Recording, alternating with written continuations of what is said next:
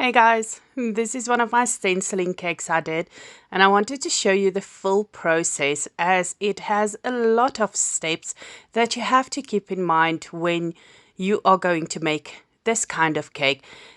You need to have the right time and the right preparations is an absolute must with this kind of cake. So this is a full version, just not parts of it. So I can tell you all the tips and tricks I learned while making this cake. So first off, I am using a 20 centimeter 3-layer chocolate cake.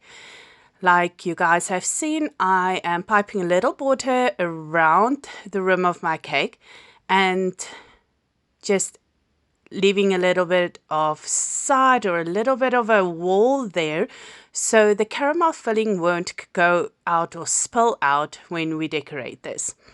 I'm getting eye level and making sure my cake is right in the middle. And since this cake is going to travel, I am adding some bubble tea straws just to make sure it holds up its part until it comes or ends up at the party. Now I'm just piping a thin layer of buttercream.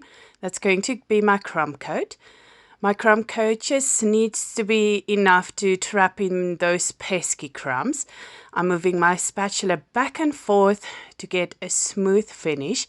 As you guys will notice, I will not be using my cake disc just yet. I always leave that for the second or the last part. I am scraping off as much buttercream as possible to make sure I have an even layer of cake dropping down eye level and bringing those sides right up to the middle. Now this doesn't have to be perfect because I'm still going to add one more layer of frosting or buttercream around this cake. But what I am going to do is this cake and crumb coat is going into my fridge for at least 15 to 20 minutes. Just to make sure it is firm to the touch so we can add our I was struggling to put the frosting in my piping bag there, but I need my crumb cake to be just firm to the touch so when we drop on our cake disc it will not stick to the cake disc as much. Now, when that is right in the middle, I will start at the bottom. Now, there's a lot of ways you can do this. I just like using a piping bag. It's how I taught myself, and it's how I've stayed with it. When I do ganache, I will just do it a little different. I will always start at the top, but with buttercream, I go to the bottom. Now, taking my spatula, I'm doing exactly the same as my crumb coating. Just this time, I'm being very precise, making sure all the holes are filled and everything is really smooth and even. And as I'm happy with that just as much, I switch over to my little scraper and take off as much as is needed. I line my scraper right against my cake disc and at the bottom of my cake board. Just make sure it's level and start scraping off the excess buttercream. You don't have to take the top buttercream off just yet. I decided to do so, but you can leave that and do it later as well. Now, back to the fridge again. Oh, I forgot. Since this is not going to get a fondant covering, I wanted my buttercream to be really, really smooth before I put that stenciling on. So I just used my spatula and some hot, steaming, boiling water and just going around my cake, making sure I have even and smooth sides so my stenciling would be so much easier to use. And then once again, this cake is going back into the fridge, but leave it as long as you possibly can. The second coat of the stenciling, I really want my cake to be almost ice cold. So it was in the fridge for at least 30 minutes before I took it out. In the meanwhile, I just used some gold luster dust and some vodka or alcohol. You can use a little bit of vinegar or rose water as well. But since this is going to be painted, I usually end up using my vodka. It really helps and makes sure I can paint that cakes perfectly. Okay, this is third part of our cake. I am removing my cake dish with my spatula, which I've dipped into my hot water. Even if that frosting comes up at the top, it doesn't matter because we are going to smooth that out and then pipe another layer right on top. And now you guys will see why that cake disc is so important to me right now, because it gives me that perfect sharp edge I have been trying to create for ages. And the cake disc has really outdone and helped take my cakes to the next level. So with a little practice and a little patience, you end up getting that perfectly sharp edge in the end. Once I'm happy with that, I will smooth at the top again, just making sure all my sides are even and smooth and my cake is firm to the touch. Now it's time for that stenciling part, which can be quite tedious if you don't know the steps. I love to use a little bit of non-stick cooking spray on the inside of my stencil, the side that's going onto my cake. It just helps a little bit more for my stencil not to stick. Now I've put my stencil onto my cake and just make sure I've pinned it up. I've actually tried and tested quite a few times how to do that, but you just have to use pins or needles or something that can stick out and help you keep that stenciling in place. Now when I'm using my scraper there, you guys will notice I'm doing this quite a few times because I do not want to push too hard on that stencil. The moment I push too hard, the icing on the inside just goes everywhere and messes up that beautiful pattern that you've chosen. Now, back to that alcohol and luster dust we made. And now I'm just going to paint my frosting. A little tip, I also, again, once more just dropped my cake with a stencil inside my fridge for 10 to 15 minutes. So that top part of my frosting on the stencil will just firm up. That helps so much when I am painting on it. And then just before I take this off, I will drop the cake right into my fridge again. I know it's a lot of back and forth, and trust me, it's still going to be a lot of back and forth again.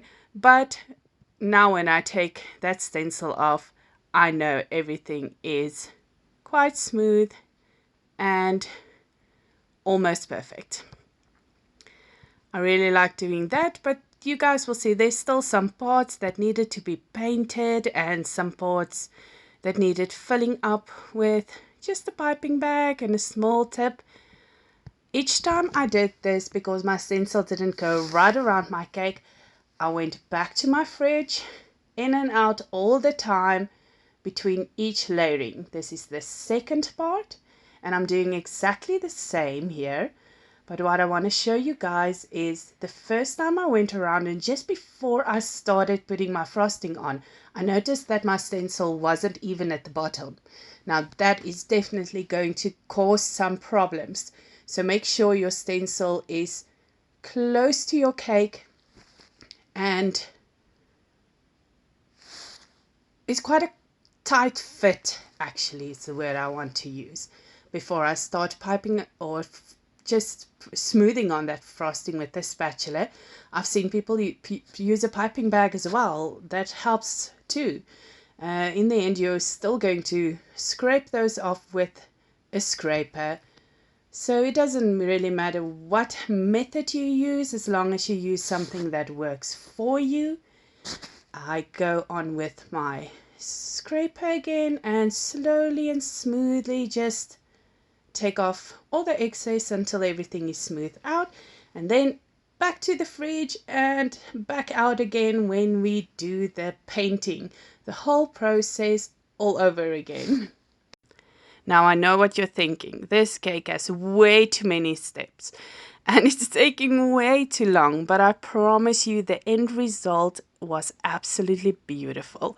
And even though it was very tedious, because this is quite a fine pattern, you don't always have to use that fine kind of patterns. There you can use a little bit bigger one, that will work easier, but I promise you it was worth every step. And again, second part, you will see when I take that off, some of it came off and I just piped that up with my hand. It again took a minute or two, but in the end it really made the difference on the cake when all those lines showed it. I really didn't go for perfect, because you guys, no cake is perfect. Even though a picture will look perfect, no cake is perfect. Somewhere there's a flaw, always, and you have to remember that you just have to do your best, and your best will be perfectly enough. Now, taking my time to pipe that on, I went back to the fridge for one last time until I did my last stenciling on that small piece at the back. Oh, another tip, you guys want to really clean your stencil in between the takes and make sure that all of the frosting is off and there is no water residue still on the stencil when you do your next layer, or it will definitely show. If you remember, and you can, just buy yourself 1 or 2 extra pieces of those stencil and you can do all of this tedious back and forth in one shot. Now for my decoration. I absolutely loved how simple and very little details on top of this cake had. I ended up using just plastic or material flowers, so I didn't have to cover anything at the bottom that could harm someone. But I just arranged everything I wanted to.